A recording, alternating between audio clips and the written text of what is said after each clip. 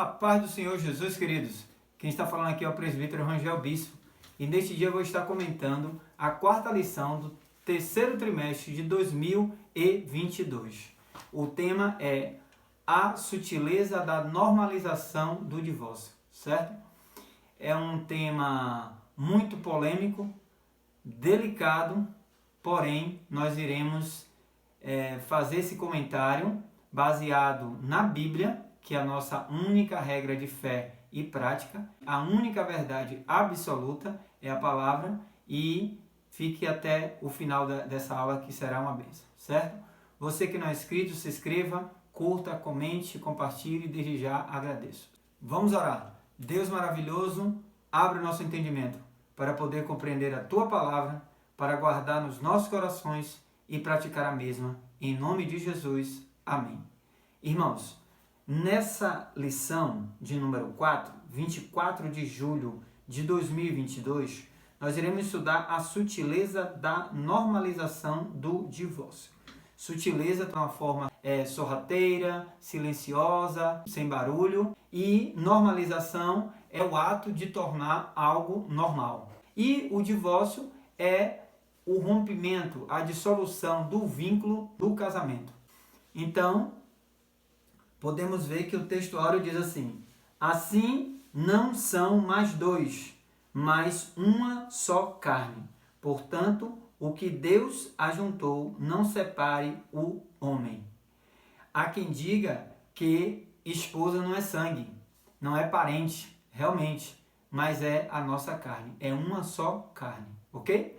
E a verdade prática diz: o padrão bíblico para o casamento é que ele seja heterossexual, monogâmico e indissolúvel.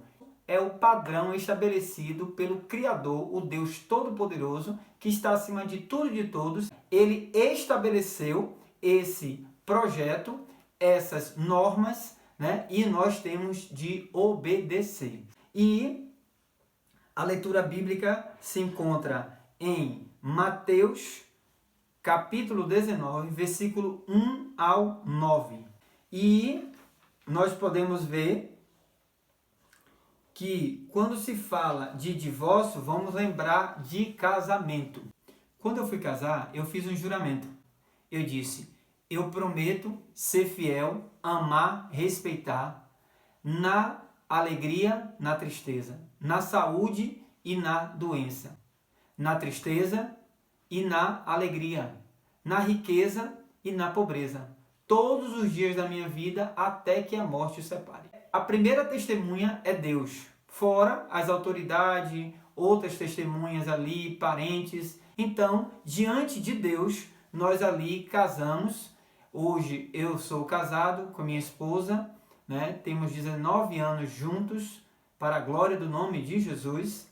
Tenho um filho chamado Davi Rangel e estamos lutando, pedindo a cada dia para que Deus possa blindar, porque casamento não é brincadeira. Sabemos que ninguém está isento do divórcio, infelizmente é algo que permeia os dias atuais também, né? Mas que Deus venha blindar não só a minha, como a sua também, e livrar realmente desse mal que é o divórcio. E vamos falar sobre o padrão bíblico. O padrão bíblico para o casamento é que ele seja heterossexual, macho e fêmea. Casamento é entre homem e mulher. E tem um propósito para procriação e também para satisfação saudável do casal. Então, sendo assim, Deus também requer que seja monogâmico. Não pode ser na bigamia nem poligamia. Tem de ser como Deus criou. Adão e Eva. Deus não criou Adão, Eva e Ivônia. Deus não criou Adão e Ivo. Não, ele criou Adão e Eva. E indissolúvel. Só a morte pode separar. Foi isso que Deus estabeleceu. Deus é onipotente, onipresente e onisciente. Ele já sabe o futuro. Então ele sabe que a dissolução de um casamento, o divórcio, realmente é algo maligno. Vou estar fazendo uma pergunta e vou responder no final da aula. O crente pode se divorciar? Você acha que sim ou não? Fica até o final que eu vou responder essa pergunta. Terá dinâmica, terá frases, terá motivos, estatística, consequências, dicas. Amém? Primeiro tópico, o divórcio no contexto bíblico. O contexto do Antigo Testamento, como também no Novo Testamento e como também nos dias do apóstolo Paulo. No Antigo Testamento, o divórcio, na verdade, é algo que fere a lei de Deus, porque Deus odeia o divórcio. E depois do pecado de Adão e Eva, houve várias distorções em todas as áreas, inclusive na área do casamento. Então, nos dias ali de Moisés, aquela nação estava vivendo também um período de muito repúdio. As mulheres dentro de casa, cuidando dos seus filhos, o marido rejeitava, que é no caso o repúdio, e abandonava as esposas sem a quebra do vínculo no casamento. E as mulheres abandonadas não poderiam se relacionar com uma outra pessoa, até porque em Levítico capítulo 20, versículo 10, disse que o adultério era crime e era sentença de morte. Então as mulheres ali ficavam embaraçadas, desprezadas totalmente. A demanda do repúdio veio crescendo bastante naquela nação. Diante de tanto desprezo ali, situação difícil para as mulheres, Moisés permitiu, pela dureza do coração, uma visão de regulamentar o que? A carta do divórcio. Porque, sendo assim, as mulheres estariam livres para casar com outro homem, sem estar praticando o adultério, o qual era crime. Então, Moisés assim regulamentou pela dureza do coração, mas não foi a vontade de Deus, nunca vai ser a vontade de Deus o divórcio. No período do Novo Testamento, tinha grupos já discutindo também sobre o divórcio. Tinha um que dizia, olha, o divórcio só em caso de prostituição. E já tinha outro grupo, por qualquer motivo, estava abandonando as suas esposas. Jesus estava ali defendendo o casamento. Quando ele diz assim, Mateus capítulo 19, versículo 4, ele, porém, respondendo, disse, não tens lido o que no princípio o Criador o fez macho e fêmea? E disse, portanto, deixará o homem, pai e mãe, e unir-se-á a sua mulher, e serão dois numa só carne? Jesus estava aqui lembrando do pacto que Deus iniciou, estabeleceu para a raça humana. E o versículo 6 ainda ele diz, assim não são mais dois, mas uma só carne. Portanto, o que Deus ajuntou, não separe o homem. Então Jesus estava ali defendendo o casamento e pela dureza do coração, ele abriu uma cláusula quando se fala de prostituição, o sexo ilícito. Então há uma brecha para o divórcio nesse caso. Nos dias de Paulo também estava acontecendo a mesma coisa ali. Mulheres crentes que o marido era descrente, eles estavam abandonando também as suas esposas. E não estava acontecendo também o que? O divórcio. Então, o divórcio chegou para regulamentar. Sabemos que o casamento é uma instituição divina, que muitos, até o dia de hoje, repudiam sua mulher por quê?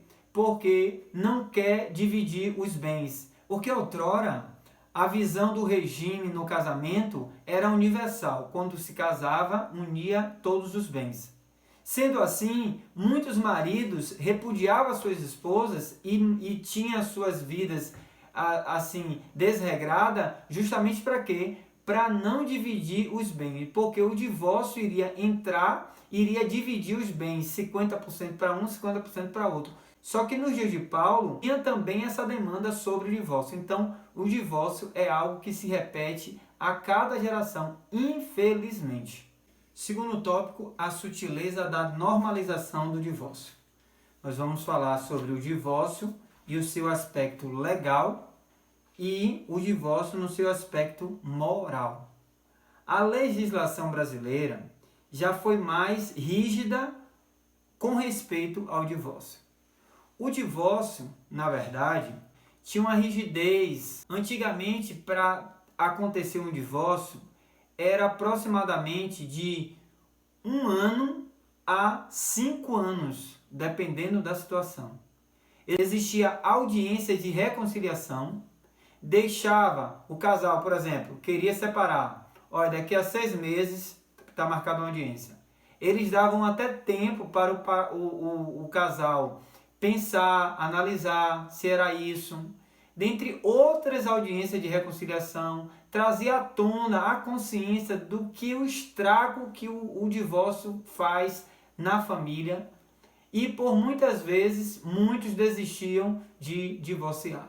Já nos dias de hoje, infelizmente, a PEC 28/2009 está querendo facilitar o divórcio.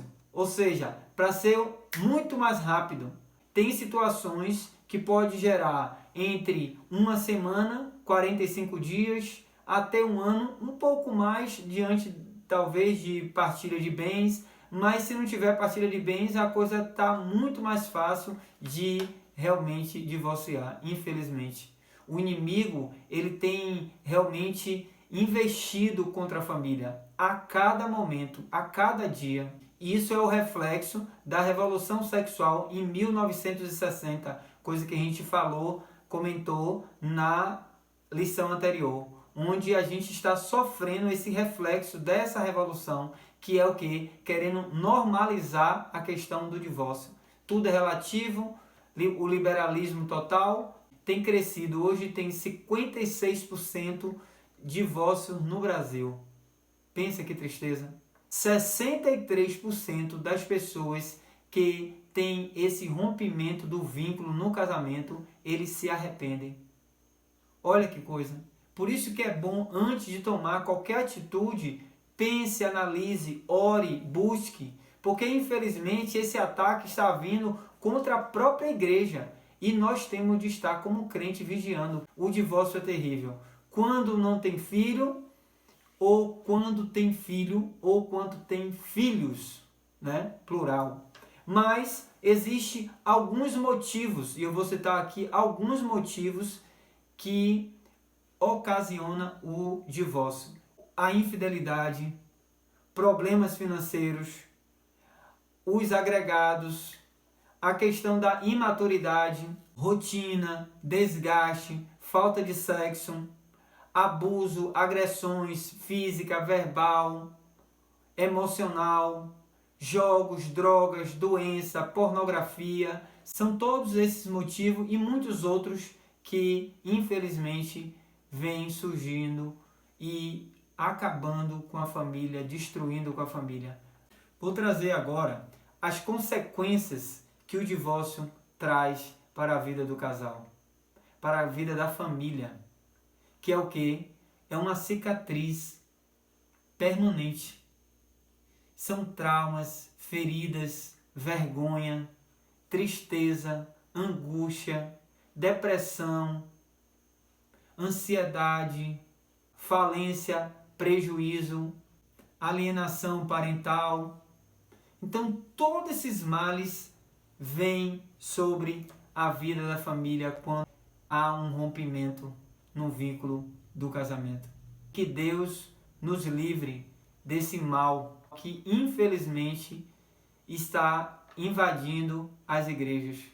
O terceiro tópico vai falar sobre o divórcio e a prática pastoral. Como lidar com uma pessoa que está querendo se divorciar? Como lidar com uma pessoa que é divorciada? E como lidar também com a família para a questão até mesmo de uma prevenção. É necessário que a liderança da igreja busque eventos de casais, ensinar sobre o casamento com a visão de prevenção. Quando se fala de uma pessoa que está no período, um desejo, existir o acompanhamento pastoral, né, que ele vai estar aconselhando essa pessoa, essa família. Sabemos que o divórcio, cada caso é um caso. Cada caso tem de ser analisado com muito cuidado para não tomar atitudes precipitadas. Inicialmente, o primeiro pensamento é reconciliação. Esse é o pensamento, é o conselho pastoral. Só que nós temos de entender que a demanda está crescendo também. E os pastores precisam se posicionar, porque é contra a vontade de Deus.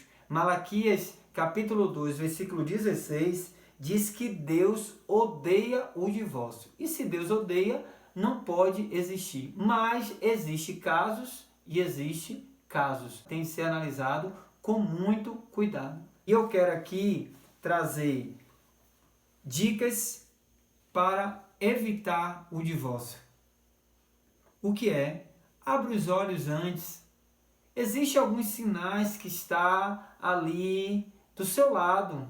E você precisa falar, você precisa ouvir, você precisa de ter uma boa comunicação entre a família, entre seu marido ou sua esposa, para que possa corrigir as rotas, fechar as brechas, que muitas vezes estão escancaradas, mas a gente está vendo os sinais e estamos fechando os olhos ao invés de abrir.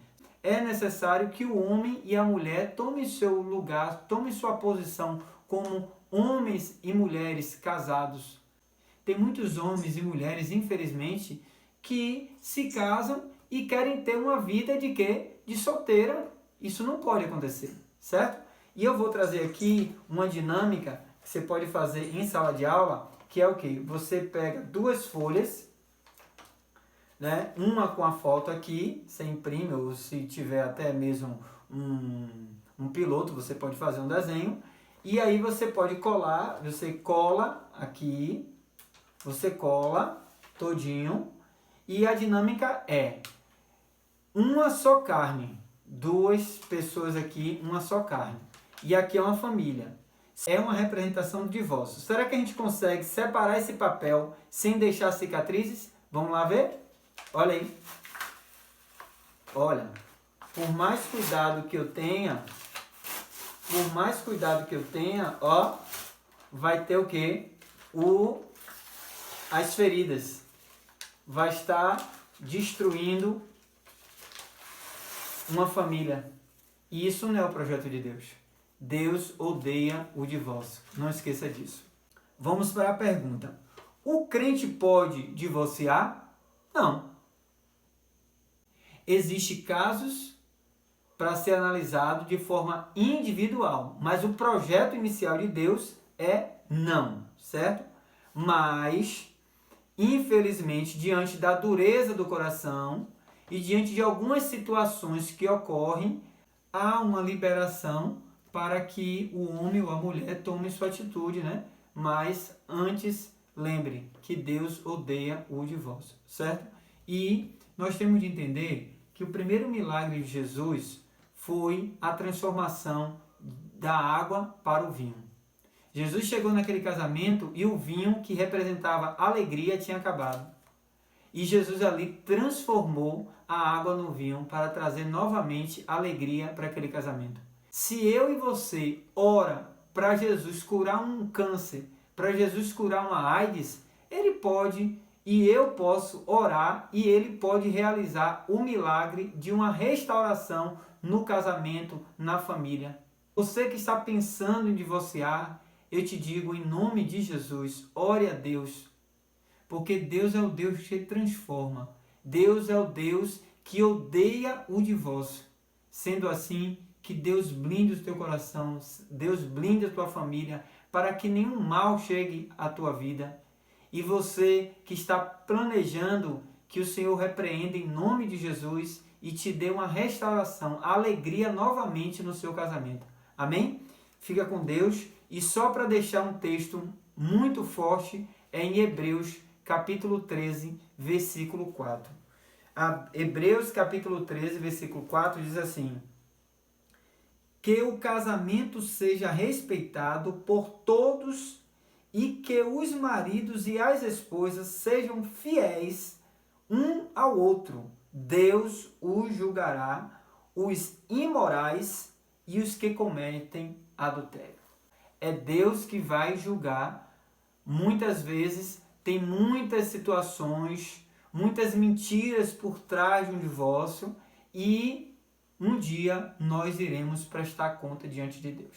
Fica com Deus, espero ter ajudado e até a próxima aula.